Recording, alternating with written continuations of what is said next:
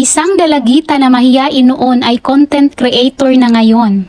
Ngayon po ay i-share ko sa inyo ang summary ng love story namin ni Roger. Sisimulan ko po nung ako pa ay dalaga, isang simpleng probinsyana na mula po sa bulubundukin ng Bohol. Sa edad kong ito ay gusto ko na pong magkaroon ng boyfriend kaso wala pong nanliligaw sa akin. Baka siguro sa itsura ko na hindi maganda at may ngipin pa na wala sa ayos. Pero hindi po ako nawala ng pag-asa kaya sabi ko sa sarili ko, magsumikap at gagalingan ko sa pag-aaral. Ako po ay isang working student, nagtatrabaho sa bahay at nagbabantay ng bata habang nag-aaral. Kahit mahirap ay nagsumikap ako para mapatunayan ko sa sarili ko na ako'y makapagtapos ng kolehiyo at mapagtagumpayan ko ang lahat ng pagsubok. Sa magandang palad po ako po ay nakapagtapos ng kursong BS in Business Administration, major in Human Resource Management. Lubos po akong nagpapasalamat sa Panginoon at sa pamilya ko. Hindi ako makapaniwala na nakaya ko ito. Sa kabutihang palad, ako po ay nakapagtrabaho sa isang mall bilang office clerk. Dahil sa liit ng sahod ay minsan lang ako nakapagpadala ng pera sa mga magulang ko. Akala ko kasi noon pag makagraduate ka na ng kolehiyo ay malaki na ang sasahurin mo pag may trabaho ka na dito sa Pinas. Ay mali pala ako. Dahil nga ako'y single at gusto ko na rin magkaroon ng boyfriend ay pinagdarasal ko po sa Panginoon na bigyan niya po ako ng lalaki na mabait at mapagmahal. Kaya isang araw may biglang nag-message sa akin sa Christian Filipina dating apps. Binasa ko po ang message niya at ramdam ko po na totoo at seryoso siya. Pagkaraan po ng 3 araw na magka-chat kami sa online, sinabi niya na magpunta siya dito sa Pinas. Ay hindi po ako ready. Takot po ako at kabado kasi hindi pa ako nakatry makipag-meet ng foreigner ever. Kaya ang ginawa ko po ay nagpasama po ako sa kapatid ko at 2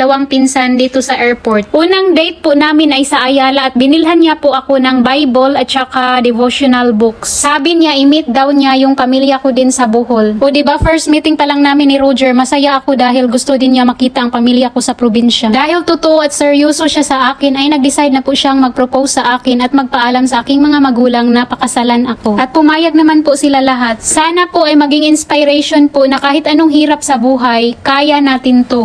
To be continued po yung story natin. This year lang po ay nagpakasal na po kami. Ito po talaga yung totoong istorya ng buhay namin. Nag-meet po kami year 2018 pero hindi po kami nagsama kasi long distance relationship. Nagtrabaho po siya sa China at ako naman po ay nagtrabaho sa Cebu. Siya po ang naging first and last boyfriend ko na naging husband na ngayon. Nag-iisang nobyo ng buhay ko. After more than 2 years na nagtrabaho siya sa China ay umuwi siya nung nag-outbreak yung coronavirus kaya napag-isipan niyang umuwi doon sa UK at magstay doon hanggang mag-open yung border ng Pilipinas. So finally, nung nag-open na yung border, that was year 2022 at nag-book siya ng flight si Roger papunta dito sa Pilipinas, April 2022. Yun po yung start na nagsama na talaga kami. We both decided na we stay and live together para makilala namin ang isa't isa. That's the way only na